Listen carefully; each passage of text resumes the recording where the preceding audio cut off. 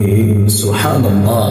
ওয়ালিল্লাহি আলান নাসি হিজ্জুল বাইতি মান ইসতাতাআ ইলাইহি সাবিলা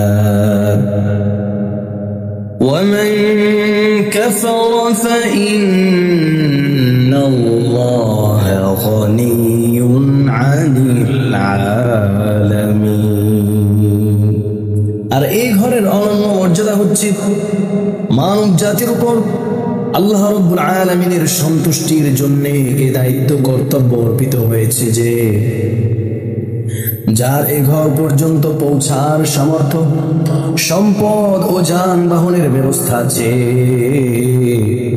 সে যেন এই ঘরের হজ আদায় করে।